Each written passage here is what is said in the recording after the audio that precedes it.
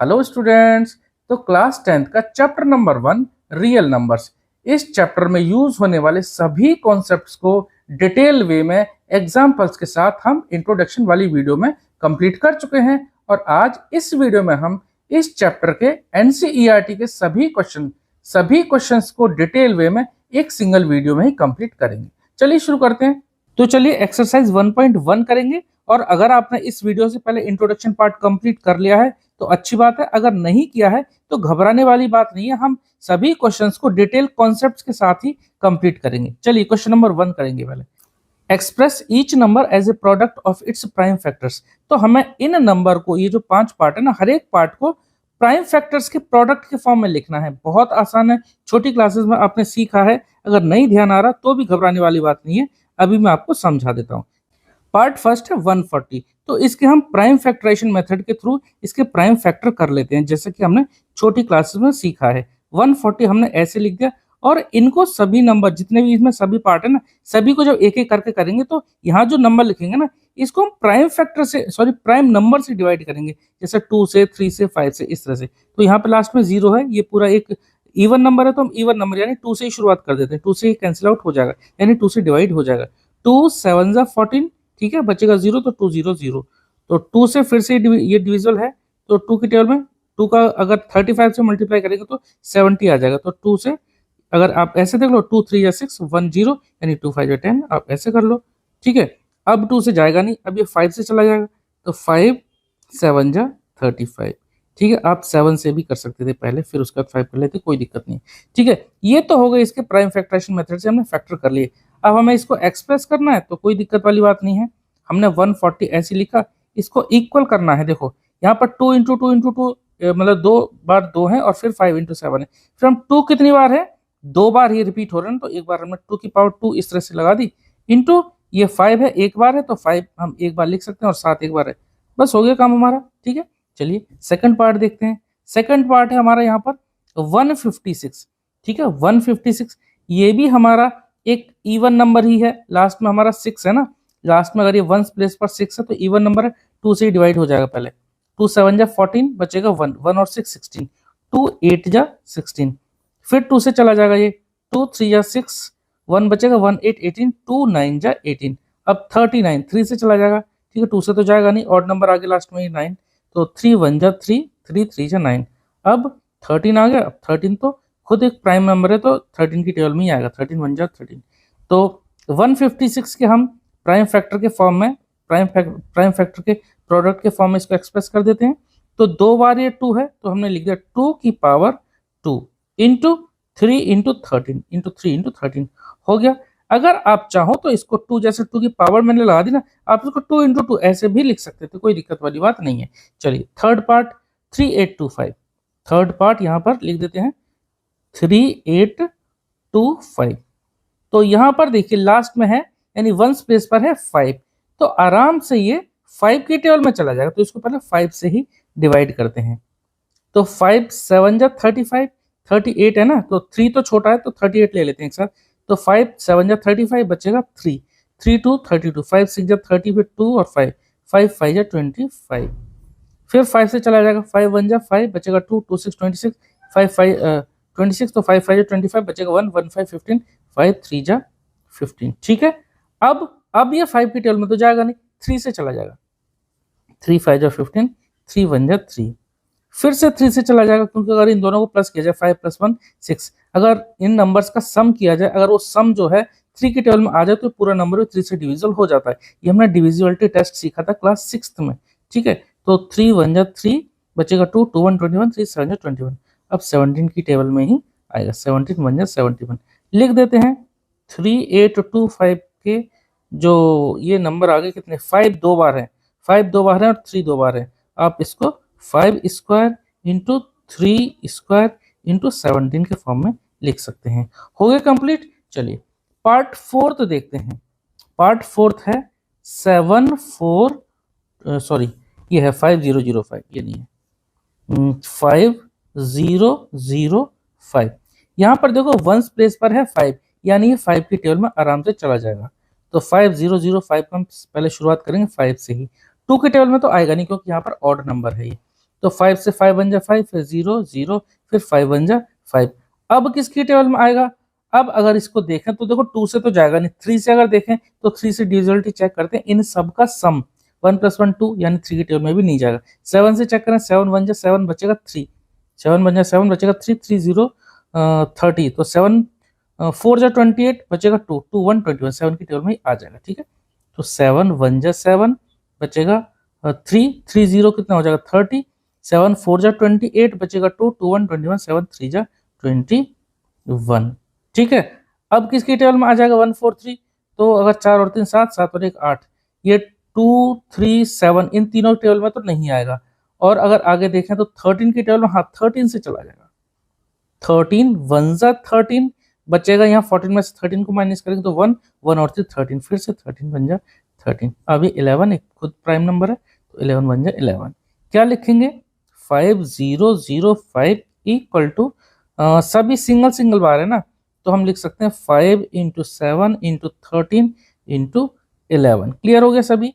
अगर कोई पावर नहीं है इनके ऊपर तो हम 1 ही कंसीडर करेंगे, इसकी कोई पावर नहीं है तो 1 लगाना चाहो तो लगा दो, नहीं तो कोई जरूरत ही नहीं है। ठीक है, आगे बढ़े, आगे बढ़ा जाए। चलिए आगे बढ़ते हैं, एक लास्ट पार्ट बचा हमारा 7429, चलिए वो भी कंप्लीट कर देते हैं। इधर कर देते हैं नेक्स्ट पेज पर, इसी पे पीछे कर देते हैं 7429। चलो 7429 के प्राइम फैक्टराइजेशन मेथड से प्राइम फैक्टर कर लेते हैं 7429। ठीक है, अब ये देखो लास्ट में 9 है, तो ये 2 की टेबल में तो आएगा नहीं। 3 से चेक करें, इन सबको प्लस करेंगे, 7 और 4 11, 11 और 2 11 और नहीं, ये तो 22 होगा, नहीं आएगा, मतलब 7 और 4 11, 11 और 9 20, 20 और 2 22, तो 3 की टेबल में नहीं आएगा। 7 से चेक करें तो 7 नहीं, 7 की टेबल में भी नहीं जाएगा। 13 से भी नहीं जाएगा। 17 से 17 4 जा 68, 68 के बाद बचेगा 17 से चला जाएगा, चलो 17 की टेबल में आ जाएगा। ठीक है, 17 से करेंगे तो 17 4 जा 68 बचेगा 6, 6 2 62, और 62 यानी 17 3 जा 51, 51 62 से जब 51 को घटाएंगे तो बचेगा 11, तो 11 और 9 यानी 119, 17 7 जा होता है 119। तो ध्यान रखना है आपको, अगर टेबल आपकी पक्की है ना तो आप आसानी से इनका प्राइम फैक्टराइजेशन मेथड से आसानी से प्राइम फैक्टर कर सकते हैं। अब बचा 437, अब 437 अब किसकी टेबल में आएगा? अब ये देखिए आप, फिर से ये छोटी टेबल में तो नहीं आएगा, 17 की टेबल में भी नहीं आएगा, 19 2 जा 38, हाँ 19 की टेबल में आ जाएगा।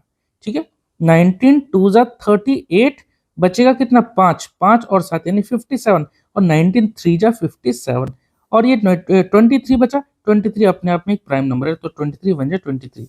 तो 7429 को हम लिख सकते हैं क्या? 17 × 19 × 23। इस तरह से हमने प्राइम नंबर के प्रोडक्ट के फॉर्म में हमने लिख दिया। चलिए नेक्स्ट क्वेश्चन करें, क्वेश्चन नंबर 2। क्वेश्चन नंबर 2 है, find the LCM and HCF of the following pair of integers and verify that LCM into HCF equal to product of two numbers. ये बहुत इंपॉर्टेंट रिलेशन है LCM और HCF के बीच में। तो सबसे पहले हमें एलसीएम निकालना है, फिर एचसीएफ निकालना है, उसके बाद हमें वेरीफाई भी करना है। चलिए पार्ट फर्स्ट है 26 एंड 91। तो चलो 26 हमने लिख दिया, 26 और दूसरा नंबर है हमारा 91। तो सबसे पहले हमें इन दोनों नंबर के प्राइम फैक्टराइजेशन मेथड के थ्रू प्राइम फैक्टर कर लेते हैं। वैसे अगर आप चाहो तो जैसे 26 है, आसान सा नंबर है, आप डायरेक्ट भी कर सकते हो। जैसे 13 2 जा 26 होता है और दोनों ही प्राइम नंबर होते हैं, तो हमने लिख दिया 13 × 2। ठीक है, 13 × 2। 91 को भी हमने लिख दिया। इसी तरह से देखो जो प्राइम नंबर जो थे प्राइम नंबर के प्रोडक्ट के फॉर्म में, जैसे हमने क्वेश्चन नंबर 1 में किया था, तो 26 को हमने प्राइम नंबर के प्रोडक्ट के फॉर्म में लिख दिया। ऐसे 91 है, 91 क्या होता है? 13 7 जा 91 होता है, तो लिख दिया हमने 13 × 7। क्लियर? अब हमें क्या करना है? एलसीएम निकालना है, फिर एचसीएफ निकालना है। चलो पहले एलसीएम और एचसीएफ दोनों ही हम निकाल सकते हैं। चलो मैं पहले एचसीएफ निकाल रहा हूं। तो देखो एचसीएफ क्या होता है? Highest common factor. ये जो दो नंबर है हमारे 26 और 91, इनकी जो प्राइम फैक्टर है ना, ये जो प्राइम नंबर है, जो मतलब प्राइम फैक्टर है, इनमें हमें कॉमन देखना है, हाईएस्ट कॉमन फैक्टर। तो देखो ये 13 जो है इन दोनों में आ गया, ये जो दो लाइन या दो रो आप समझ लो, इनमें 13 कॉमन आ गया, तो 13 हमने लिख दिया। 13 के अलावा इन दोनों पेयर मतलब इन दोनों रो में कोई भी नंबर ऐसा कॉमन नहीं है जो दोनों में ही आता हो, नहीं है ना, तो सिर्फ एचसीएफ आ गया। 13। ये बात आपको समझ में आ गई। अब अगर एलसीएम की बात करेंगे ना, तो एलसीएम में केस थोड़ा सा चेंज हो जाता है। जो कॉमन आता है वो तो हम लिखते ही हैं, और साथ में जो अनकॉमन चीजें हैं, जो अनकॉमन नंबर है, उनको भी हम साथ में मल्टीप्लाई में लिख देते हैं। जैसे यहाँ 2 बच गया और 7 बच गया, इनको भी हम यहाँ मल्टीप्लाई करके लिख देंगे। क्लियर होगी बात, समझ में आ गई। तो अब यहाँ पर क्या हो जाएगा, 13 इंटू 2, चाहो तो आप इन दोनों को पहले मल्टीप्लाई कर लो, चाहे इन दोनों को मल्टीप्लाई कर लो। चलो मैं इसको कर देता हूँ, 13 2 क्या हो जाएगा 26, 26 को फिर 7 से मल्टीप्लाई कर देंगे, यहाँ पे एलसीएम आ जाएगा। 7 6 जा 42, 4 कैरी, 7 2 जा 14, 14 और 4 कितना हो जाएगा 18, 182 इसका एलसीएम आ गया। बात समझ में आ गई। अब जरा ये जो फॉर्मूला लिखा है एलसीएम इंटू एचसीएफ, ये इंपॉर्टेंट रिलेशन आपको ध्यान रखना है। LCM into HCF equal to product of two numbers, ठीक है। अब जरा एलसीएम इंटू एचसीएफ देखते हैं, जरा LCM into HCF, LCM into HCF जो आएगा, क्या इन दोनों के प्रोडक्ट के बराबर आएगा, चेक कर लेते हैं। तो एलसीएम आया 182 और एचसीएफ आया, तो 182 इंटू 13, ठीक है, मल्टीप्लाई कर दें। 13 इंटू 2, 13 2 जा क्या हो जाएगा 26, 26 का 6 लिखा, 2 कैरी। 13 8 जा कितना होता है, 13 8 जा होता है 104, 104 होता है ना, हाँ 104 होता है। 13 8 जा 104 इन 104, 104 और 2 106, 106 का लिखा 6, और जैसे 100 ऐसे लिखेंगे ना 106, तो 6 को हमने यहाँ लिख दिया और जो 10 है वो कैरी गया। 13 1 जा 13, 13 और 10 कितना हो जाएगा 13 और 10 हो जाएगा 23, 2306 ये आ गया एलसीएम इंटू एचसीएफ। अब ये जो एलसीएम इंटू एचसीएफ आई प्रोडक्ट ऑफ टू नंबर्स के बराबर भी चेक कर लेते हैं। चलो LCM into HCF equal to, हम चलो इसी के आगे लिख देता हूँ मैं, equal to product of two numbers. जरा यहाँ पे साथ में लिख करके उनको मल्टीप्लाई करके हम देख लेंगे। दो नंबर हमारे कौन से थे, दो नंबर थे हमारे 26 और दूसरा 91, 26 इंटू 91, एक बार मल्टीप्लाई करके चेक कर लें। चलो मैं इसके नीचे मल्टीप्लाई करके देख लेता हूँ, ठीक है।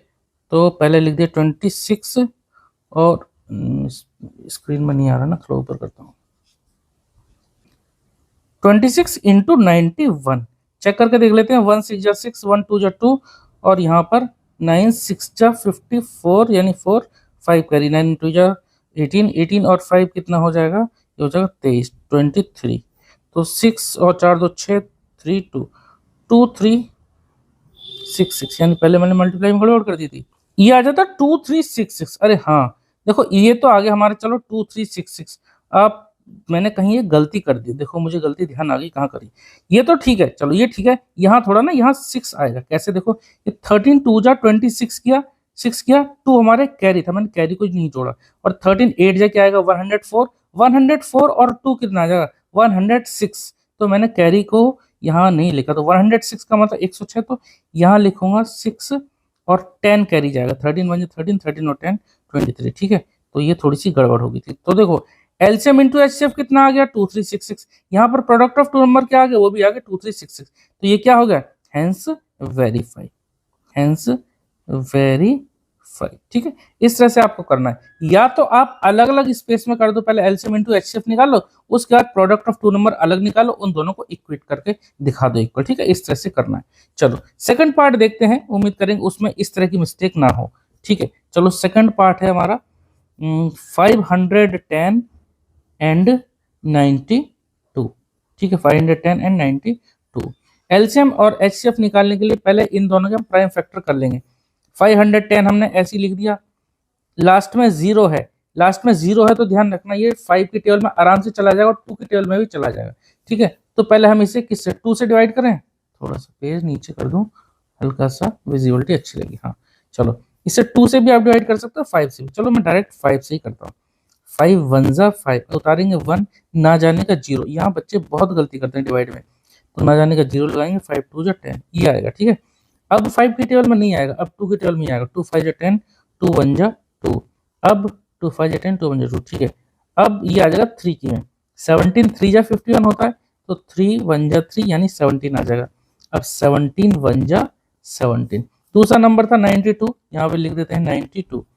अब ये लास्ट में 2 है तो 2 की टेबल में तो चला जाएगा क्योंकि इवन नंबर है, 2 4 जा 8, बचेगा 1 1 और 2 12, 2 6 जा 12, 2 से गया तो 2 2 जा 4, 2 3 जा 6, 23 की टेबल में ही चला जाएगा, 23 1 जा 23। अब यहाँ पर हम एलसीएम और एचसीएफ निकाल लेंगे। पहले 510 इक्वल टू में लिख देंगे क्या क्या नंबर आए, ये जो प्राइम नंबर आए इनको हम यहाँ पर प्रोडक्ट के फॉर्म में लिख देंगे, 5 इंटू 2 इंटू 3 इंटू 17, ठीक है। और 92 को भी इक्वेट करके लिख देंगे, 92 इक्वल टू 2 बार 2 है, 2 बार ये देखो 2 है ना, तो 2 बार 2 है, हम इसे 2 की पावर 2 भी लिख सकते हैं इस तरह से, 2 बार है तो, और इंटू ये दूसरा नंबर बचा 23। तो यहाँ पर HCF क्या आएगा, HCF का मतलब हाईएस्ट कॉमन फैक्टर। तो यहाँ पर देखो हाईएस्ट कॉमन फैक्टर में अगर ये जैसे सेम नंबर है ना 2 2, तो इनकी जो कम वाली पावर ली जाती है, जैसे यहाँ 2 की पावर 2 है, यहाँ सिर्फ 2 की पावर 1 है, यानी कि यहाँ पर 2 बार है और ये 1 बार है, तो हाईएस्ट कम से कम 2 एक बार हमारा कॉमन है, तो सिर्फ 2 आ गया। बात आपको समझ में आ गई, जो दोनों में आ जाए, यानी 2 की पावर 2 का मतलब 2 बार हम लिखेंगे, और ऊपर तो सिर्फ 1 ही बार है, तो ज्यादा से ज्यादा कितना 2 ही कॉमन है, क्योंकि दूसरा वाला 2 इधर तो है नहीं। तो HCF कितना आ गया 2, क्योंकि 23 ना तो इधर है और ना ही 17 इधर है, ना ही 5, तो HCF आ गया हमारा 2। एलसीएम अगर निकालें तो एलसीएम कितना आएगा, देखो एलसीएम हमारा जो बड़ी पावर होती है ना वो आता है, अगर जैसे 2 और इसकी बात, इसकी इन दोनों के बारे में बात करें तो 2 की पावर 2 तो हमारा एलसीएम आ जाएगा। एलसीएम सिर्फ 2 की पावर 2 नहीं आएगा, जो ये जो इन दोनों में जो बड़ी पावर है वो हमने लिख दिया, और इनटू जो नंबर बचे, जैसे 5 बचा, 3 बचा, 17 बचा, 23 बचा, इनको भी हम मल्टीप्लाई में लिख देंगे, यानी 5 इंटू 3 इंटू 17 और इंटू में 23, इन सब को मल्टीप्लाई कर लेंगे, हमारा एलसीएम आ जाएगा, ठीक है। तो 2 की पावर 2 का मतलब क्या होगा 4, 4 5 जा 20, 4 5 जा 20 और 23 जा कितना आ जाएगा 60, 60 इंटू 17 इंटू 23, ठीक है। अब क्या करते हैं, अब एक काम करते हैं, 60 को 17 से मल्टीप्लाई कर देंगे पहले, ठीक है। 17 जीरो जा 0 और 17 6 जा कितना आ जाएगा, तो 17 जीरो जा 0, 17 6 जा 102, ठीक है। तो 1020 आ गया इंटू 23। अब 23 को और इसमें मल्टीप्लाई कर देना, तो इनका एलसीएम आ जाएगा, ठीक है। चलो इसको मल्टीप्लाई कर देते हैं, रफ में कर देते हैं, मैं यहाँ कर देता हूँ, चलो इधर ही कर देता हूँ, इस स्पेस में मल्टीप्लाई कर देता हूँ, 1020 इंटू 23, ठीक है। मैं डायरेक्ट करने की कोशिश करूँगा, 23 को 0 से करेंगे तो 0, 23 2 जा होता है 46, 46 को मैंने लिखा 6, 4 कैरी, सॉरी 6 मैंने लिखा नहीं, 4 ही लिखा, 6, 23 2 जा 46, 46 से 6 लिखा, 4 कैरी, और 0 है तो हमने वो भी लिख दिया है, और 23 1 जा 23, तो कितना आ गया 23460, तो लिख देंगे 23460, ये आया हमारा एलसीएम। अब एलसीएम आ गया हमारा कितना, लिख देता हूँ एक बार बॉक्स में।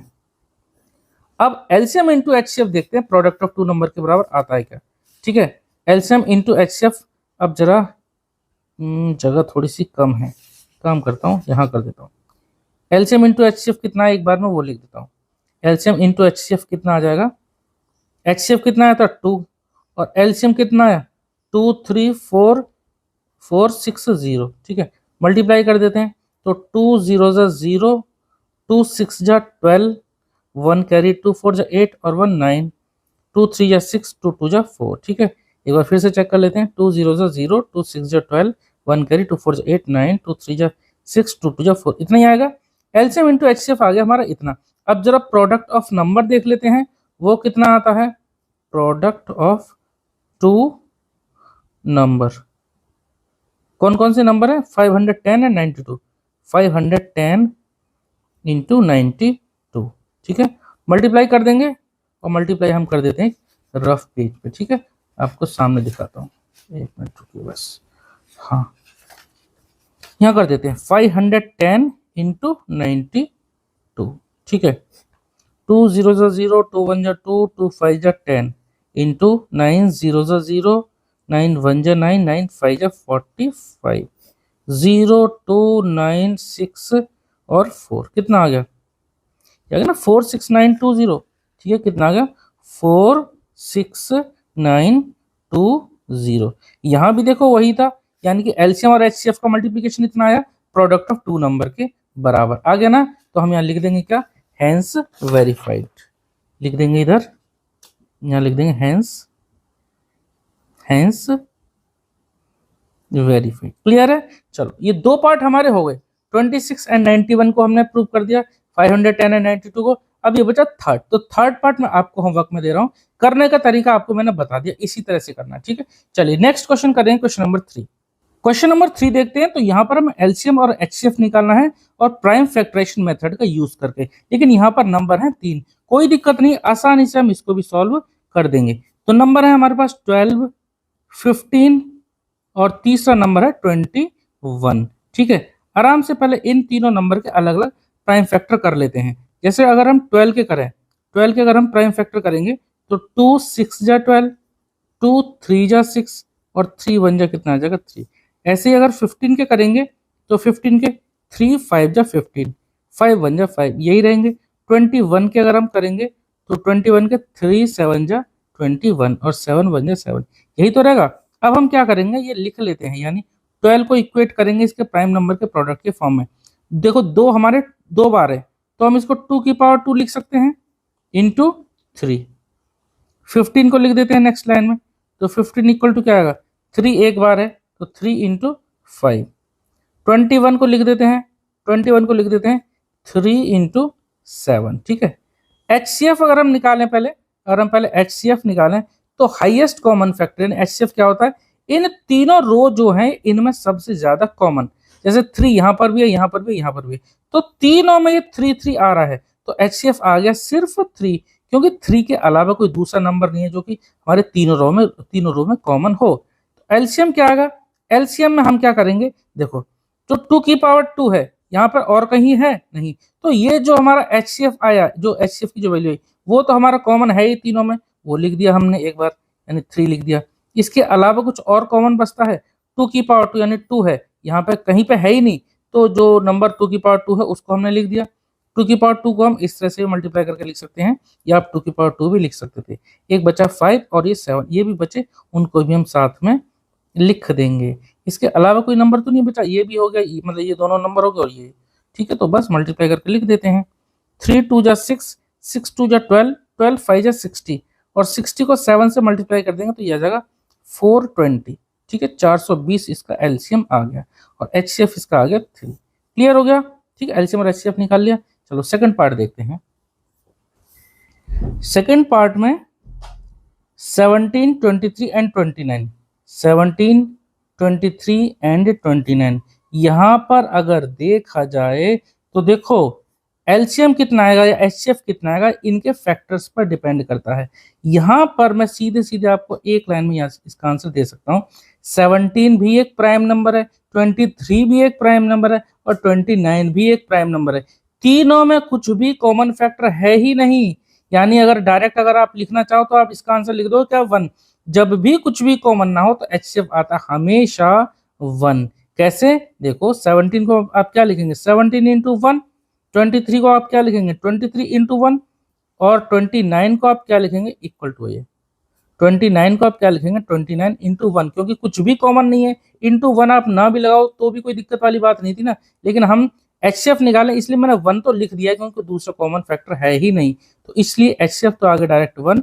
एलसीएम कितना आ जाएगा, एलसीएम इस केस में क्योंकि कुछ भी कॉमन नहीं है तो 1 तो है ही, यानी 1 इंटू जो ये नंबर है यानी 17 इंटू 23 इंटू 29, और जब आप इन तीनों को मल्टीप्लाई करेंगे तो ये आंसर आ जाएगा। मैं इसका मल्टीप्लाई कर लेता हूँ, फिर इसका आंसर मल्टीप्लाई करके लिख देता हूँ। ये आ जाएगा 11339, 11339, ठीक है। तो इस तरह से करते हैं क्वेश्चन। अब जरा देखें 8 9 एंड 25, इसका भी चलो निकाल ही देता हूँ। 8 9 एंड 25, चलो पार्ट थर्ड है, निकाल देता हूँ। पार्ट थर्ड लिख देता हूँ 8 9 एंड 25। हालांकि ये भी बहुत आसान है, आप कर सकते हो, इसे कर देता हूँ। चलो 8 हमने लिखा, 8 के फैक्टर 2 2 जा 4, 2 2 जा 4 जा 8 है, 2 4 जा 8, फिर 2 2 जा 4 और 2 1 जा 2। ऐसी 9 के अगर लिखें तो 9 का 3 3 जा 9, 3 1 जा 3। 25 का अगर हम देखें तो 25 सिर्फ 5 की टेबल में आएगा, 5 5 जा 25। यहाँ भी देखो कुछ भी कॉमन नहीं है, यानी 8 के अगर हम फैक्टर लिखेंगे तो 2 बार, ये 2 जो कितने 3 बार है तो 2 की पावर 3 और कुछ नहीं है। 9 को अगर हम लिखेंगे तो कितने 3 है 2 बार, तो 3 की पावर 2। इसके साथ इंटू में 1 लगा सकते हैं, इंटू में 1 लगा सकते हैं। 25 को अगर हम लिखें तो यहाँ 5 की पावर 2। देखा जाए तो इनमें कुछ भी कॉमन नहीं है सिवाय इस 1 के। 1 तो हम हर एक नंबर में लगा ही सकते हैं, तो HCF तो आ गया इसका सीधे सीधे 1। ठीक है, LCM कितना आएगा? LCM आएगा क्योंकि ये तो 1 नंबर तो है ही है, इनटू ये जो नंबर है सभी को मल्टीप्लाई कर देंगे, यानी कि ये तो यही नंबर है ना सीधे सीधे। आप इनको सीधे 8 × 9 × 25 लिख सकते हो। ठीक है, और वैसे 25 8 जा कितना आता है 200, और 200 को अगर हम 9 से मल्टीप्लाई करेंगे तो 9 2 जा 18, 1800 इसका एलसीएम आ जाएगा। आसान क्वेश्चन था। चलिए नेक्स्ट क्वेश्चन करेंगे। क्वेश्चन नंबर 4 देखेंगे। देखिए ये बड़ा इंटरेस्टिंग क्वेश्चन है, बहुत ही आसान क्वेश्चन है, लेकिन यहाँ पर आपको वो फॉर्मूला ध्यान रखना चाहिए जो कि हमने इससे पहले वाले के पहले बताया था, यानी कि LCM into HCF equal to product of 2 number, वो हमें यहाँ यूज करना पड़ेगा। देखिए 2 नंबर है हमारे 306 और 657, इन दोनों का HCF गिवन है 9। यहाँ पर आप लिख भी सकते हैं HCF इक्वल टू 9। हमें LCM फाइंड आउट करना है, LCM फाइंड आउट करना है। और 2 नंबर हमारे कौन कौन से हैं? 306 और 657। हमने पढ़ा था HCF into LCM equal to क्या होता है? Product of 2 number, product of 2 number, यही तो हमारा फॉर्मूला होता है। HCF कितना है? 9 इंटू LCM कितना है? पता नहीं, ये हमें पता करना है। प्रोडक्ट ऑफ 2 नंबर यानी 306 और 657 को मल्टीप्लिकेशन में लिख देंगे, प्रोडक्ट के फॉर्म में लिख देंगे। ठीक है, अब हमें LCM निकालना है तो LCM को यहीं लिखेंगे, और LCM के साथ ये जो 9 मल्टीप्लाई में इसको दूसरी तरफ डिवाइड में पहुंचा देंगे। 306 इंटू 657, 9 से इसको डिवाइड कर देंगे।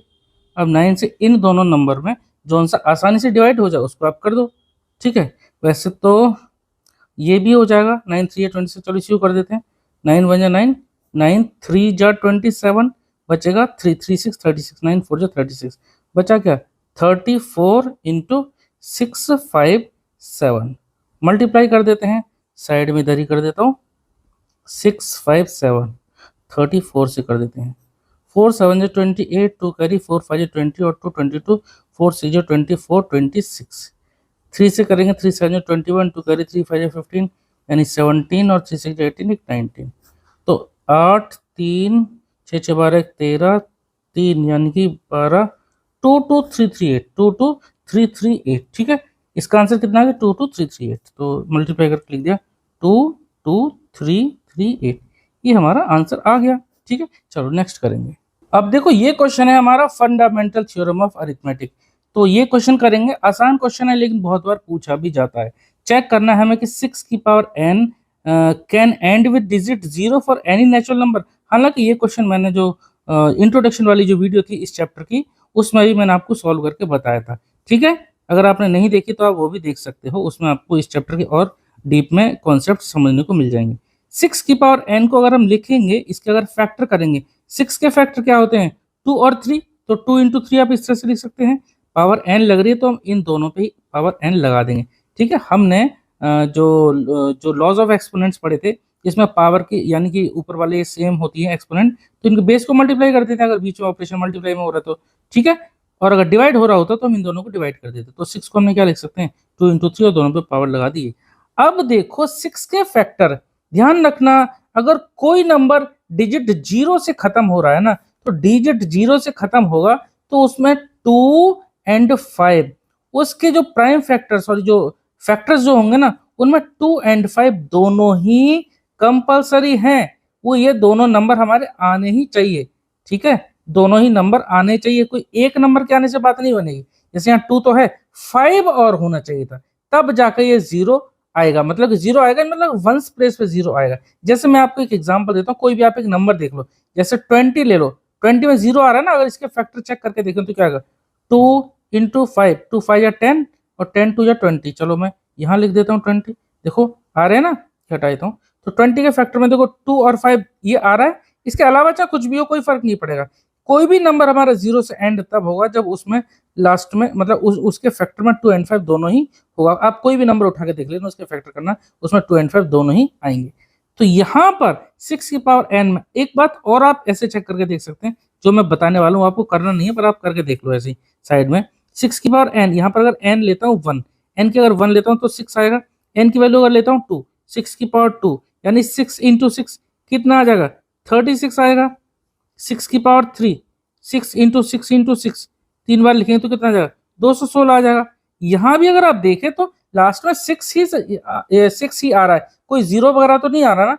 तो जीरो आने के लिए हमें क्या कंडीशन चाहिए, 2 और 5 दोनों होने चाहिए। लेकिन हालांकि ये आपको करके नहीं दिखाना, आपको इस तरह से नहीं सॉल्व करना, आपको तो इस तरह से लिखना है। तो यहाँ पर एक लाइन हमें लिखनी पड़ेगी, फैक्टर ऑफ 6, यहाँ पर लिख देता हूं मैं, हियर 6 की power n does not contain both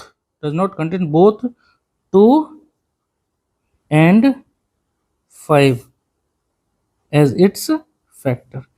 यहां पर 6 की पावर n जो है, इसमें दोनों ही 2 and 5 दोनों ही फैक्टर के फॉर्म में नहीं आ रहे हैं, दोनों आने चाहिए, कोई एक आने से बात नहीं बनेगी। देयरफॉर 6 की power n can not and with digit 0। इस तरह से आपको लिखना है। लैंग्वेज थोड़ी सी आगे पीछे हो सकती है, थोड़ा सा आप इसको चेंज करके भी लिख सकते हो। ये जो मैंने समझाई आपको समझाने के लिए, मैं लाइन खींच दे रहा हूँ, समझाने के लिए बताया था। और ये भी ठीक है, आपको सिर्फ इतना लिखना है। चलो नेक्स्ट क्वेश्चन करेंगे, क्वेश्चन नंबर 6।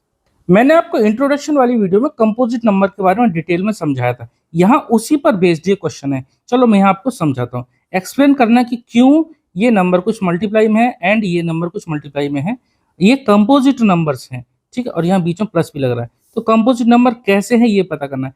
कंपोजिट नंबर वो होते हैं जिसके दो नहीं, दो से अधिक इसके फैक्टर होते हैं, ठीक है। मैं यहाँ लिख दे रहा हूँ आपको एक बार समझाने के लिए, मोर देन 2 फैक्टर, जिसमें 2 फैक्टर से ज्यादा हो उनको हम बोलते हैं क्या, कंपोजिट नंबर, ठीक है। अब जरा ये नंबर लिख देते हैं, 7 इंटू 11 इंटू 13, ये और साथ में क्या है, प्लस 13।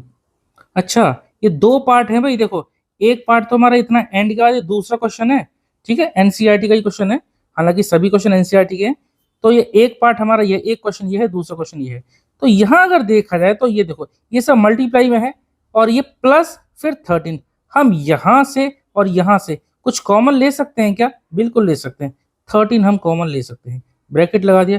13 जब हमने बाहर ले लिया तो क्या बचा, 7 इंटू 11, प्लस यहां से भी हम 13 ले चुके हैं तो क्या बचा, 13 ले चुके हैं तो क्या बचेगा यहाँ पर 1, ठीक है। तो क्लियरली ये पूरा नंबर 13 का फैक्टर है, यानी 13 का मल्टीपल है, सॉरी, यानी इसका पूरे का एक 13 फैक्टर है।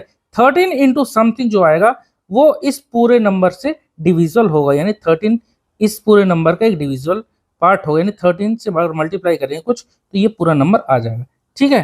तो हम यहाँ लिख देंगे, चाहो तो आप इसको और भी करके, आप चलो मैं कर देता हूँ, आप इतना भी छोड़ेंगे तो भी सफिशिएंट है, और अगर एक स्टेप आपको और लिखनी है तो भी कोई दिक्कत वाली बात नहीं है। जैसे 7 इंटू 11 क्या आ जाएगा, 7 इंटू 11 77, 77 प्लस 1 क्या आएगा, 78। यानी देखो ये 13 इंटू 78, इसके जो फैक्टर हो गए, एक 13 आ गया और ये 78 आ गया, और ये नंबर पूरा जिसको सॉल्व करेंगे यानी इन सबको मल्टीप्लाई करके प्लस करेंगे वो होगा। तो यहाँ पर 2 से ज्यादा फैक्टर हो गए ना, ठीक है। तो मैं लिख देता हूं, हालांकि 78 को आप और तोड़ोगे ना तो और नंबर भी आ जाएंगे। तो यहाँ हम यहाँ लिख सकते हैं, it implies that given number is ए, ये 13 का मल्टीपल होगा ना, यानी 13 में मल्टीप्लाई कर रहा हूँ तो ये नंबर आ जाएगा। 13 में 78 को मल्टीप्लाई करूंगा। और अगर आप फैक्टर के फॉर्म में लिखना है तो आपको लिखना है given number is A factor of 13, या चलो given number is a multiple of 13, therefore it is a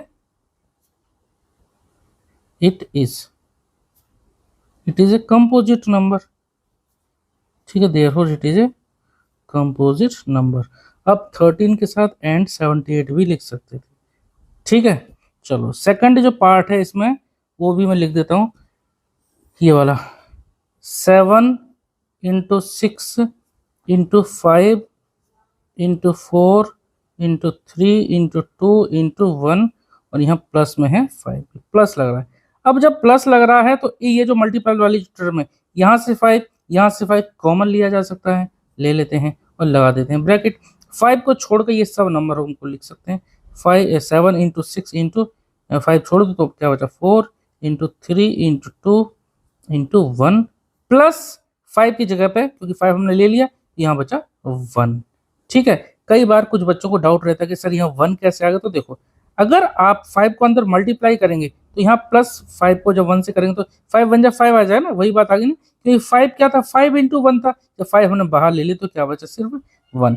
तो ये पूरा नंबर हमारा, देखो पूरा नंबर हमारा 5 की टेबल में आ गया, यानी इस पूरे नंबर का 5 एक फैक्टर है। ठीक है, it implies that given number is a multiple of 5, या फिर given number has 5 its factor as a 5 as a given number has 5 as a factor. Therefore जब 5 इसका फैक्टर है, इसके अलावा भी हालांकि सॉल्व करके, जैसे मैंने यहाँ सॉल्व करके आपको लिख दिया, और भी आ सकते हैं, लेकिन कम से कम 2 से तो ज्यादा हो गया ना। एक तो ये नंबर खुद जो भी इसका प्लस जो मल्टीप्लाई करके प्लस करके आएगा, एक तो नंबर वो, एक 1 और एक ये 5 हो गया ना कंपोजिट नंबर, क्योंकि यहाँ पर 2 से ज्यादा फैक्टर होते हैं तो उसको हम बोलते हैं composite number. Therefore it is a composite number, therefore it is a composite number. Clear हो गया भाई? अगर आपको किसी भी क्वेश्चन में डाउट रहे ना तो आप पूछ लिया करो। ठीक है, it is a composite number. मैं कोशिश करूंगा आपके सभी आंसर्स का जवाब दूं। ठीक है, चलो नेक्स्ट क्वेश्चन करेंगे इस एक्सरसाइज का लास्ट क्वेश्चन, क्वेश्चन नंबर 7। अब देखिए, ये है एचसीएफ एंड एलसीएम पर बेस्ड एक वर्ड प्रॉब्लम। हालांकि इस क्वेश्चन को हम कर चुके हैं इंट्रोडक्शन वाली वीडियो में, कोई बात नहीं, फिर कर देते हैं। ठीक है, तो इंपॉर्टेंट क्वेश्चन है, इस तरह क्वेश्चन आपके एग्जाम में पूछे जाते हैं। यहाँ बच्चों को ये नहीं समझ में आता कि हम एलसीएम निकालें या एचसीएफ। ध्यान से समझना, आपको एकदम से क्लियर हो जाएगा वर्ड प्रॉब्लम में कब एलसीएम निकालते हैं और कब एचसीएफ। क्वेश्चन समझते हैं पहले। देखो, यहाँ पर एक सर्कुलर पाथ है और सोनिया को उस चक्कर में पहले यहाँ पे एक सर्कुलर पाथ बना देता हूँ। मान लो एक ये कोई स्टेडियम है, कोई ग्राउंड है, कोई एक गोल चक्कर है। यहाँ पर सोनिया, इसमें 18 मिनट लगते हैं सोनिया को 1 राउंड लगाने में इस फील्ड। अब ये फील्ड दे रखा है, इस पूरे फील्ड में सपोज सोनिया यहाँ से स्टार्ट करती है दौड़ना, यहाँ से सोनिया को 1 राउंड लगता है कितना, कितने में, 18 मिनट में। Sonia takes 18 minutes. और जबकि रवि अगर इसको दौड़ता है, मतलब रवि इसका जब राउंड लगाता है तो रवि को लगते हैं कितने, 12 मिनट, रवि को 12 मिनट लगते हैं।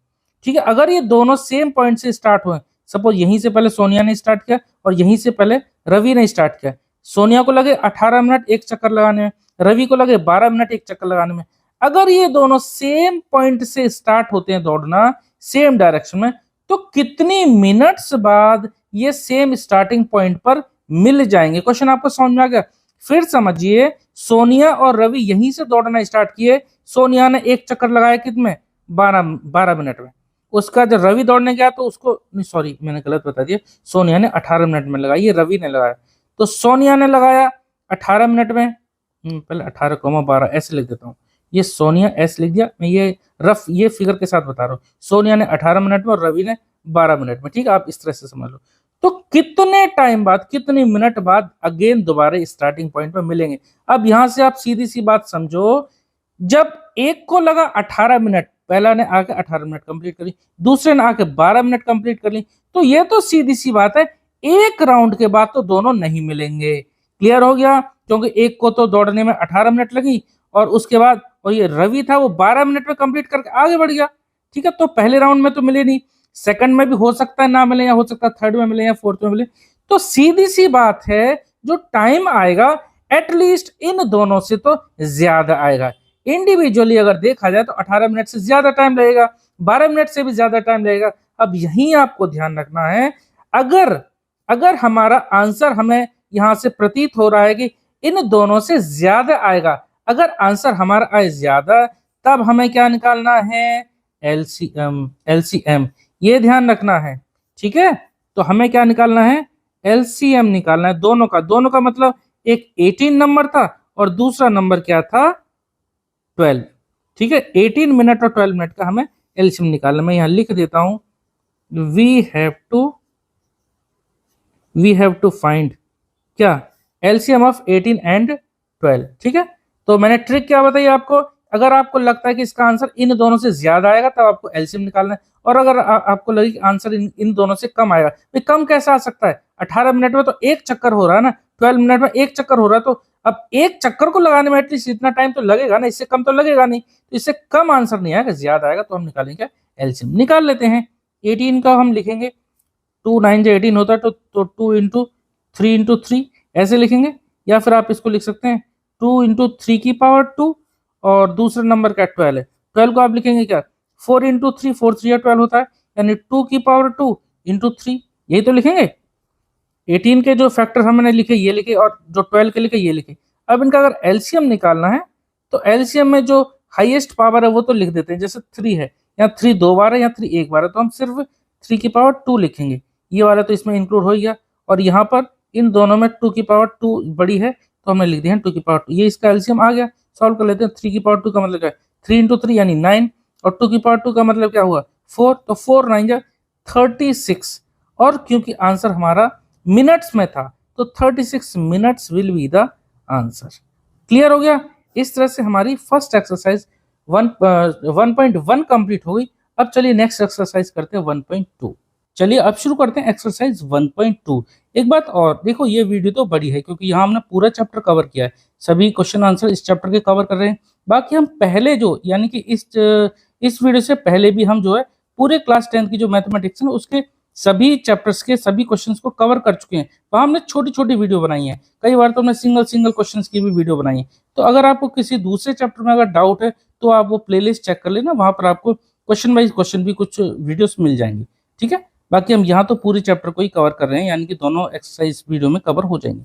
चलो क्वेश्चन नंबर 1 देखेंगे, बहुत ही इंपॉर्टेंट क्वेश्चन है, बहुत बार ये एग्जाम में पूछा जाता है। Prove that √5 is irrational sorry. तो कई बार √5 को इरेशनल प्रूव करने को आएगा, कई बार √2 को आएगा, कई बार √3 को आएगा, कई बार √7 को भी इरेशनल प्रूव करने के लिए आएगा।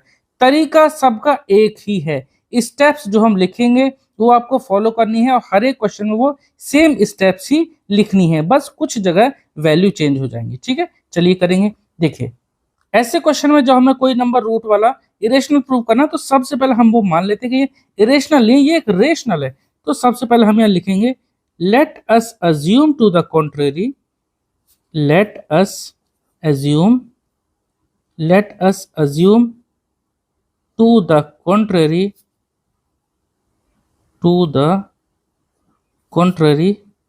that √5 is rational.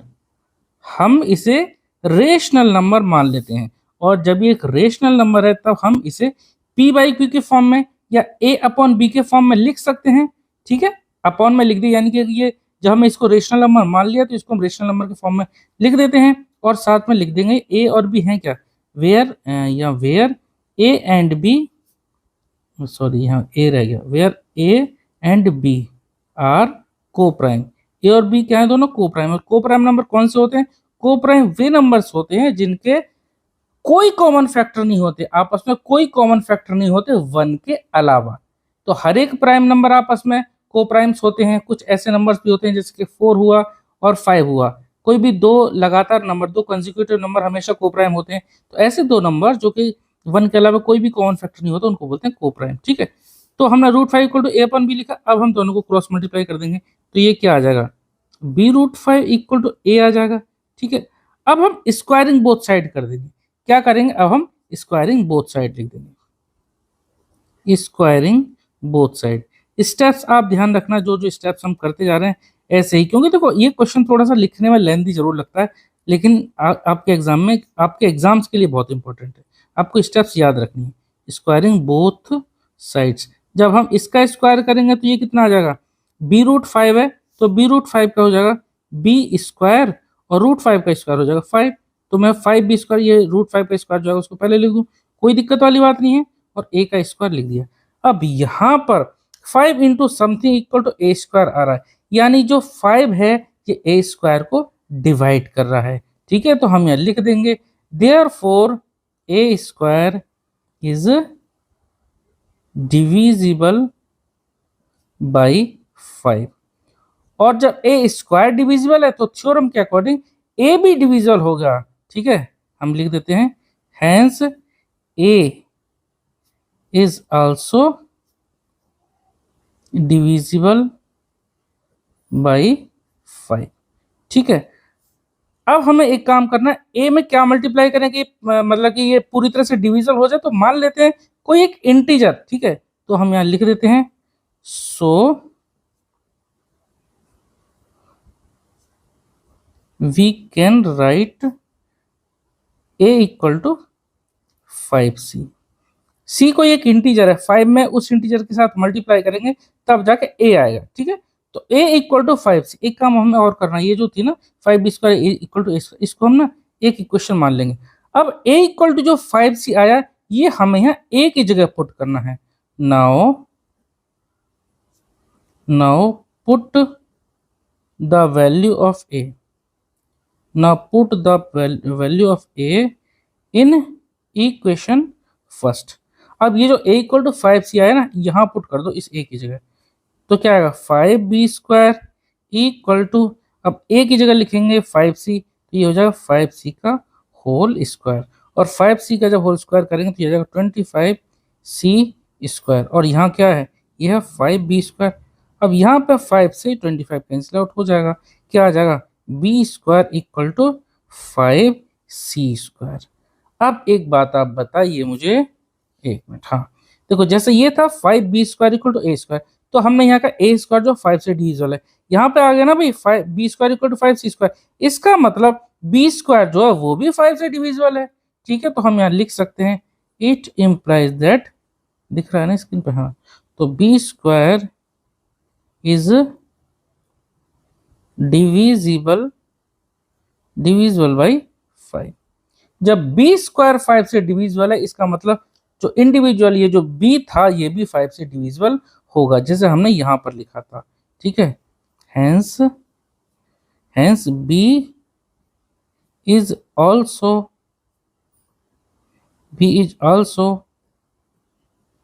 Divisible by 5। ठीक है, अब देखिए यहां पर देखें तो a भी डिविजिबल था 5 के, और यहां पर देखें तो b भी डिविजिबल है 5 के। जब दोनों a और b जब दोनों 5 से डिविजिबल हैं, इसका मतलब दोनों में ही 5 एक कॉमन फैक्टर है। ठीक है, अब मैं नीचे जगह नहीं है, मैं यहाँ लाइन खींच के बाकी का पार्ट मैं ऊपर सॉल्व कर रहा हूँ। अब बस कुछ थ्योरी वाली चीजें लिखनी है। ठीक है, यहाँ नीचे के बाद यहाँ पर लिख दे रहा हूँ। तो इसका मतलब देयरफॉर जब a और b दोनों ही 5 से डिविजिबल हैं, तो इसका मतलब a और b दोनों का ही एक कॉमन फैक्टर है 5। Therefore a and b have at least, कम से कम ये 5 तो कॉमन फैक्टर है। a एंड b है at least 5 as a common factor. अब दोनों का ही कम से कम 5 तो एक कॉमन फैक्टर है। और हमने को प्राइम नंबर पढ़े थे, क्या a अपन b के फॉर्म में लिखा था, साथ में लिखा था a और b को प्राइम। यहाँ पर हमने a अपन b के फॉर्म में लिखते समय ये लिखा था कि दोनों को प्राइम है, रेशनल नंबर में हमारे ये होते हैं को प्राइम। तो जब इन दोनों में कोई कॉमन फैक्टर था नहीं, तो हमने भाई 5 कैसे कॉमन फैक्टर प्रूव कर दिया। इसका मतलब ये जो हुआ है ये हमारे इस इनकरेक्ट अजम्पशन के कारण हुआ है। ठीक है, तो a मतलब 5 हमारा कॉमन फैक्टर नहीं आता। ठीक है, लेकिन आया इसलिए क्योंकि हमने ये गलत एजम्पशन ले लिया है। ठीक है, तो हम यहाँ लिख देंगे but this contradict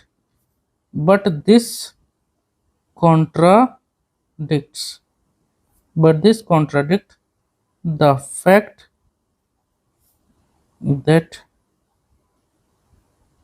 a and b, ये जो लाइन हमने लिखी ना उसके लिए लिख रहे हैं, but this contradict that the fact that a and b are co-prime। और ऐसा क्यों हुआ, ये इसलिए हुआ, this contradiction, ये ऐसा कॉन्ट्राडिक्ट क्यों हुआ, this contradiction, भाई ये इस चैप्टर में इस तरह के जो क्वेश्चन होते हैं ना इरेशनल वाले प्रूव करने वाले, इसमें आपको थोड़ा सा लिखना पड़ेगा। ठीक है, तभी आपको मार्क्स मिलेंगे। बाकी स्टेप्स आप देख लेना, ये स्टेप्स सभी क्वेश्चन में सेम ही रहेंगे।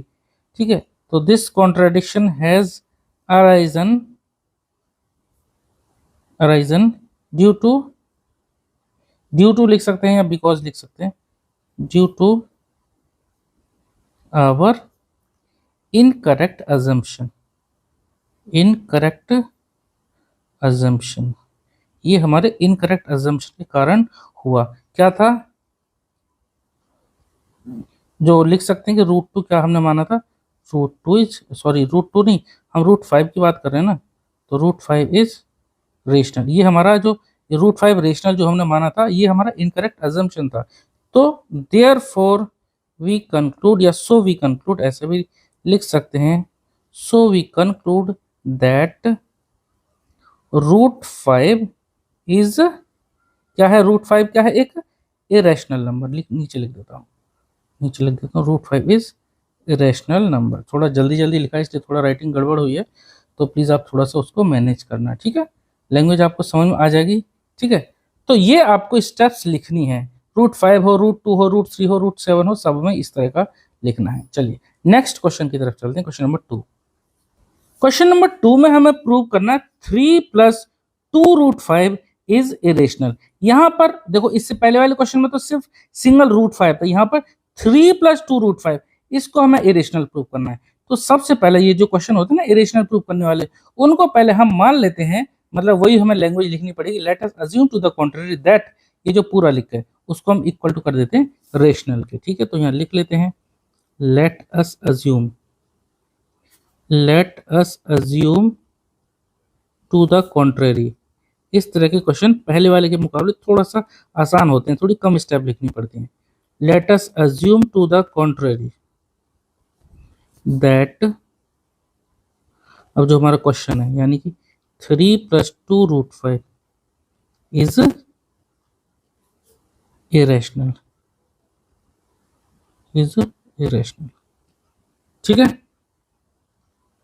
सॉरी, हम कॉन्ट्रारी कर रहे हैं ना, अज्यूम कर रहे हैं ना, तो हम इरेशनल नहीं मान रहे, ये तो इरेशनल तो है ही, सॉरी रेशनल, हमने इसको मान लिया कि ये रेशनल है। और जब ही हमने रेशनल मान लिया तो देयर फोर हम इसको लिख भी सकते हैं 3 प्लस 2 रूट फाइव, जब ही हमने रेशनल माना तो इसको ए अपॉन बी के फॉर्म में लिख सकते हैं, ठीक है। लिख देते हैं a upon b, where a and b ये दोनों इंटीजर हैं और ए और बी क्या है, दोनों को प्राइम है, ठीक है। अब देखो यहां से जितने भी क्वेश्चन होंगे ना इस तरह के, प्लस का 2 रूट फाइव हो, अपॉन में कुछ रूट का, माइनस में कुछ रूट का, तो सब केस में एक ही चीज ध्यान रखनी है आपको, जो रूट वाली जो वैल्यू है ना उसको सेपरेट कर लो। जैसे 2 रूट फाइव है, फिलहाल 2 को नहीं हटा सकते, 3 को हटा सकते हैं, तो 2 रूट फाइव ऐसे ही लिखा, equal to a upon b है, ए अपॉन बी है, इसके साथ ही जो 3 प्लस में इसको इधर पहुंचा दो माइनस में 3, ठीक है। अब इस 2 को भी हमें पहुंचाना है, तो उससे पहले थोड़ा सा इसको सिंप्लीफाई कर लेते हैं। जैसे b और 1 है, इसका डिनोमिनेटर सेम बना लेते हैं, b लिख देते हैं, एक तरफ b है एक तरफ कोई नंबर है 1 है, तो हम क्रॉस मल्टीप्लाई कर देंगे, a माइनस थ्री भी आ जाएगा। अब रूट फाइव को सेपरेट करो, यानी 2 को हटा दो, तो रूट फाइव इक्वल टू क्या आ जाएगा, 2 इसके साथ मल्टीप्लाई में तो दूसरी तरफ जाएगा डिवाइड में, यानी क्या आ जाएगा, a माइनस थ्री भी तो था ऊपर जो न्यूमरेटर इतना, अपॉन ये जो b है ना, b के साथ यहाँ जो मल्टीप्लाई में था 2, इधर आ जाएगा नीचे डिवाइड में। बात समझ में आ गई। तो root five equal to a minus three b upon 2b। अब देखो हम पहले ही प्रूव कर चुके हैं, ये हमें ये मान के चलना कि जब रूट फाइव एक इरेशनल नंबर था तो ये भी हमारा पूरा इरेशनल हुआ, ठीक है। अब हमें यहाँ पे एक लाइन पर लिखनी पड़ेगी, सिंस क्योंकि ए और बी है तो ये तो हमारा एक रेशनल नंबर है, सिंस ए एंड बी, क्योंकि ए और बी क्या है, इंटीजर्स हैं, ए और बी हमारे इंटीजर्स हैं, तो देयर फोर वी गेट, इस तरह से लिखेंगे या सिर्फ ऐसे लिख दो, वी गेट, ये लिखकर ए और बी तो इंटीजर हैं, तो ये पूरा का पूरा एक हमारा, ये ऊपर भी इंटीजर नीचे भी इंटीजर, यानी ये तो हमारा एक रेशनल नंबर है। तो we get a minus three b upon 2b is rational, क्या है एक ये रेशनल। अब जब ये पूरा रेशनल हुआ तो फिर ये भी रेशनल हुआ, तो हम यहाँ चलो नीचे लिख देते हैं, सो ये जो नंबर है क्या, root five, so root five is rational. अब लेकिन रूट फाइव तो हमें पता है कि भाई इरेशनल होता है, अब बस यहीं से आपको लिखना है क्या, बट यहीं से आप अपना ब्रह्मास्त्र छोड़ देंगे क्या, but this contradict the fact, but this contradicts the fact that जो नंबर था √5 इज इरेशनल। भाई ये तो जो इरेशनल के लिए हमारा कॉन्ट्राडिक्ट वाली बात आ गई ना, यहाँ हमने इसको प्रूव करा कि भाई ये तो रेशनल है, जबकि ये √5 क्या होता है, इरेशनल होता है। तो इसका मतलब ये हमारे इनकरेक्ट अजम्पशन के कारण ऐसा हुआ है। ठीक है, तो हम यहाँ लिख देंगे। ये लाइन आपको याद रख लेनी है हर एक क्वेश्चन में, इस तरह के वाले में हर एक में आपको लास्ट में यही 3 लाइन चेप देनी है। ठीक है, तो लिख देंगे। ठीक है, this contradiction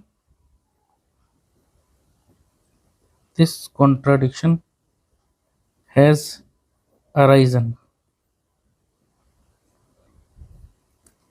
this contradiction has arisen, लिख दे रहा हूं बिकॉज ऑफ, द हटा देता हूं, because of our incorrect assumption. Incorrect assumption, ये जो कॉन्ट्राडिक्ट क्रिएट हो गया ये किस लिए हुआ, क्योंकि हमने इनकरेक्ट अजम्पशन किया था। सो हम यहाँ लिख लेते हैं सो वी कंक्लूड, या देयरफॉर लिख सकते हैं। तो देयरफॉर जो हमारा ये जो नंबर था पूरा 3 + 2√5, ये क्या हो गया, इरेशनल। क्या हुआ ये कि इरेशनल हुआ। ठीक है, तो ये आपको लास्ट की 3 लाइन लिखनी है और एक स्टार्टिंग वाली ये लाइन लिखनी है। उसके बाद तो आपको यहाँ से रूट सेपरेट करना है, ये काम आपके लिए आसान था। ठीक है, चलो नेक्स्ट क्वेश्चन करेंगे, क्वेश्चन नंबर 3।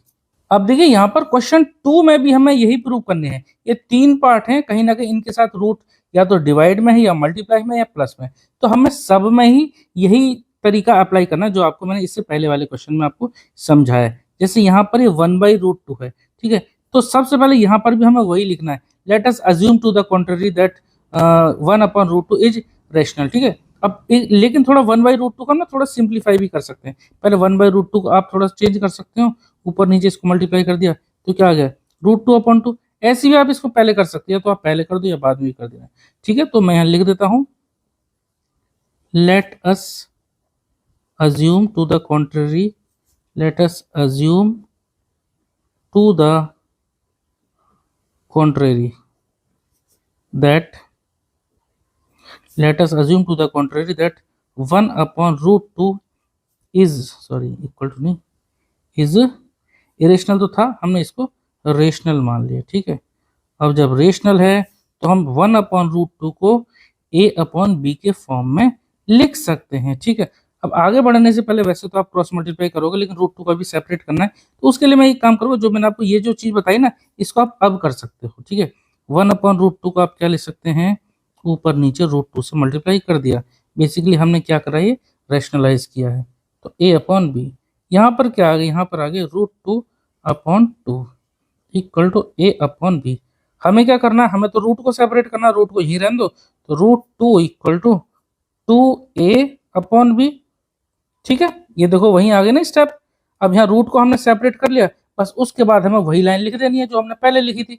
ठीक है, तो मैं इधर लिख दे रहा हूँ, इधर थोड़ी जगह कम है, ऊपर लिख दे रहा हूँ। ठीक, इधर लाइन खींच कर लिख दे रहा हूँ। क्या लाइन लिखनी है, रूट को हमने सेपरेट कर लिया, सो हम यहाँ लिख देते हैं सिंस ए, यहाँ लिख देता हूँ since a and b, since a and b are integers, और ए एंड बी अगर हमारे इंटीजर्स हैं, तो देयरफॉर ये जो हमारा पूरा नंबर है यानी 2a/b, देयरफॉर 2a/b क्या रहा, एक रेशनल। और जब ये रेशनल रहा, तो इसका मतलब ये भी रेशनल हुआ। सो √2 इज रेशनल। अब √2 तो हमें पता है भाई ये तो इरेशनल होता है, बस हम यहाँ पर वही लाइन लिख देंगे, बट दिस contradicts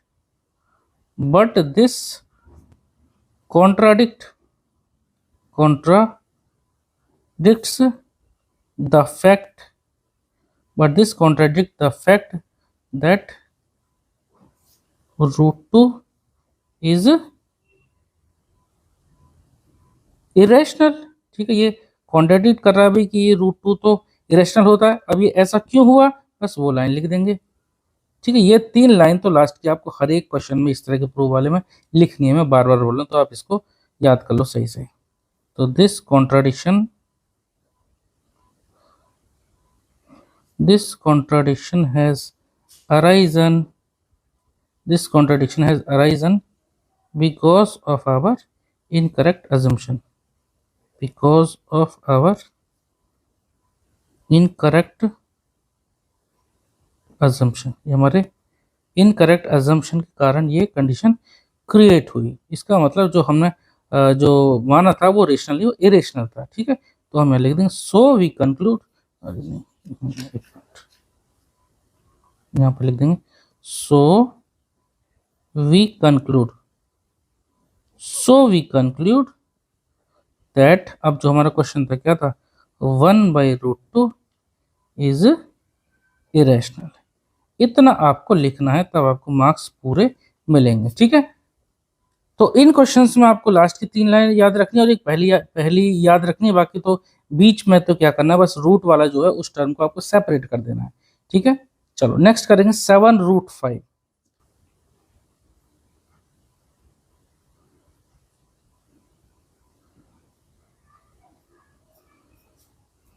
7√5, यहां पर भी आपको क्या करना है, वही लिखना है। पहले तो let us assume to the contrary, let us assume, पूरा मैं ऐसे डॉट डॉट कर देता हूँ, let us assume to the contrary that 7√5 क्या है, एक चलो मैं लिख ही देता हूँ यार, कई बार कुछ बच्चों को ना डाउट रहता है। फिर let us assume to the contrary that, जो था कि 7√5 इज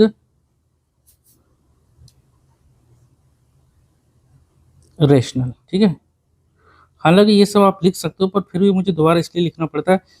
कोई मान लो अगर 100 बच्चों में से एक बच्चा भी अगर ये बोल देता है ना कि सर ये लिख दीजिए, तब फिर थोड़ा सा मुझे लगता है कि यार लिख देना चाहिए था, उस बच्चे को समझ में नहीं आया, इसलिए मैं पूरा ही लिख देता हूँ। ठीक है, let us assume to the contrary that 7√5 is rational. जब रेशनल है ये, तो 7√5 को हम क्या लिख सकते हैं, a/b के फॉर्म में लिख सकते हैं। मैंने आपको बताया जब a/b के फॉर्म में लिख तो रूट वाले को सेपरेट कर लो, बस √5 को आप बाहर ले लो, मतलब कि इधर लिख लो, 7 इसके साथ मल्टीप्लाई में दूसरी तरफ जाएगा तो डिवाइड में हो जाएगा।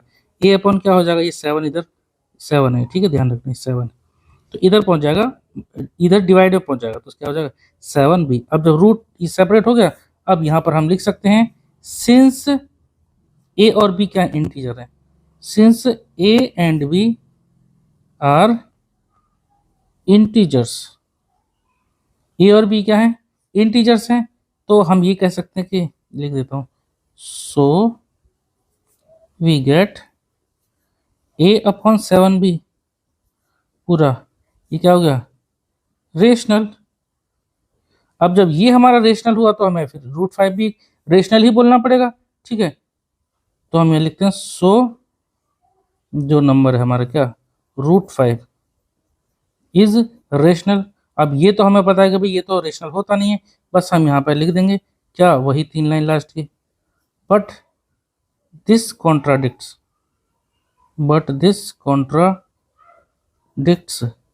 The fact, but this contradicts the fact that √5 is irrational, but this contradicts the fact that √5 is irrational। और ये ऐसा हुआ क्यों, फिर ऐसा हुआ हमारे इनकरेक्ट एजम्पशन के कारण।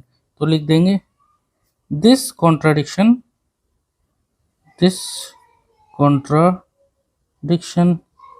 हैज अराइजन, ये कॉन्ट्राडिक्शन अराइज हुआ क्योंकि this contradiction has arisen because of our, नीचे लिख देता हूँ चलो, इनकरेक्ट अजम्पशन, हमारे इनकरेक्ट अजम्पशन के कारण ये हुआ।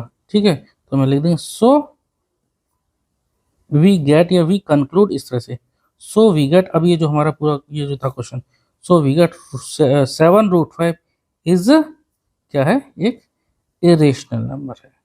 ठीक है, इस तरह से आपको स्टेप्स के साथ मैंने लिखकर बता दिया। चलिए इसका लास्ट पार्ट करते हैं। लास्ट पार्ट था हमारा 6+√2। अब 6+√2 को भी हमें प्रूव करना है इरेशनल, तो उसके लिए भी हमें वही स्टेप याद रखनी पड़ेंगी। ठीक है, हम यहाँ लिख देते हैं let us assume to the contrary, ये स्टेप हमारी सबसे पहली स्टेप है। Let us assume to the contrary क्या, दैट जो हमारा क्वेश्चन है, यानी 6+√2 इज रेशनल, हमने इसे रेशनल मान लिया। ठीक है, रेशनल मान लिया। अब जब इसको रेशनल मान लिया, तब हम इसको ए अपॉन बी के फॉर्म में लिख सकते हैं, ए अपॉन बी के फॉर्म में। और ए और बी क्या है, ये कोप्राइम है और दोनों ही इंटीजर है। अब मैंने आपको बताया कि हमें रूट को सेपरेट करना है, तो रूट 2 को आप इधर ही रहने दें, 6 को उधर पहुंचा दो, क्या आएगा ए अपॉन बी -6। रूट के साथ और कुछ तो बचा नहीं, तो यहाँ पर ये जो बचा ये क्या है, ये एक इंटीजर्स है। या आप इसको और थोड़ा सा सिंप्लीफाई करके लिख सकते हैं, नीचे आ जाएगा बी और ऊपर आ जाएगा ये ए माइनस कितना बी आ गए हैं, तो ए -6 बी आ जाएगा, ए -6 बी और यहाँ पर √2। ठीक है, तो यहाँ पर ए और बी क्या है, इंटीजर्स हैं, तो यहाँ लिख देते हैं सिंस ए एंड बी, ए और बी क्या है, इंटीजर्स हैं। जब ए और बी इंटीजर्स हैं तो हम यहाँ चलो मैं लिख देता हूँ, सो वी गेट, जो हमारा जब ये इंटीजर है इसका मतलब ये क्या हो, एक rational number. A -6 b upon b is rational. ठीक है, और जब ये रेशनल है तो ये भी हमारा रेशनल हुआ, तो हम ये लिख देते हैं सो √2 इज रेशनल। लेकिन हमें तो पता है भाई √2 तो इरेशनल होता है। ठीक है, तो हम यहाँ लिखेंगे बट, बस लास्ट की वही 3 line, but this contradicts the fact, और कौन सा fact, this contradict the fact that √2 is irrational, irrational के फैक्ट को कॉन्ट्राडिक्ट कर रहा है। और ये फिर इसका मतलब ऐसा हुआ क्यों, ये हमारे गलत या इनकरेक्ट अजम्पशन के कारण हुआ। ठीक है, तो हम ये लिख देंगे this contradiction has arisen, this contradiction has arisen because of our incorrect assumption, because of our incorrect assumption। ठीक है, this contradiction has arisen because of our incorrect, चलो इधर ही लिख देता हूँ, incorrect assumption, ये हमारे incorrect assumption के कारण contradiction arise हुआ। so we get या so we conclude ऐसे लिख देंगे, so we conclude। अब जो क्वेश्चन था, so we conclude that, question क्या था, 6 + √2, 6 + √2 क्या था, एक इरेशनल नंबर। इस तरह से आपको रूट वाले क्वेश्चंस को इरेशनल प्रूव करना है, और ये बहुत ही ज़्यादा इंपॉर्टेंट क्वेश्चन है। लगभग हर बोर्ड एग्जाम्स में आपको रूट वाला कोई ना कोई एक क्वेश्चन आपको इरेशनल प्रूव करने के लिए आता ही आता है। इस तरह से ये पूरा चैप्टर हमारा, यानी दोनों एक्सरसाइज हमारी एक सिंगल वीडियो में ही कंप्लीट हो गई। इससे पहले वाली वीडियो में हमने इस चैप्टर का इंट्रोडक्शन डिटेल में कंप्लीट किया था। उम्मीद करता हूँ आपको सभी क्वेश्चंस अच्छे से समझ में आए होंगे। अगर फिर भी आपका किसी क्वेश्चन में कोई डाउट रहता है तो प्लीज़ आप कमेंट सेक्शन में ज़रूर पूछना। और हाँ, इस चैनल पर आपको इस क्लास 10th के मैथमेटिक्स के सभी चैप्टर आपको मिल जाएंगे, प्लेलिस्ट आप देख सकते हैं चैनल पर जाकर। ठीक है, चलो नेक्स्ट वीडियो में हम इस चैप्टर के जो PYQs हैं, यानी प्रीवियस ईयर जो क्वेश्चन पेपर के जो क्वेश्चन हैं आपके बोर्ड एग्जाम्स में, जो इस चैप्टर से रिलेटेड जितने भी क्वेश्चन आ चुके हैं आपके एग्जाम में, वो और उनसे रिलेटेड जितने भी RD शर्मा, RS अग्रवाल या फिर NCERT एग्जाम्पलर बुक में है, वो क्वेश्चन को हम करेंगे। तो अगली वीडियो बहुत ज़्यादा इंपॉर्टेंट होने वाली है। ठीक है, थोड़ी सी लंबी वीडियो हो जाएगी वो भी। चलिए मिलते हैं नेक्स्ट वीडियो में। Okay, thank you.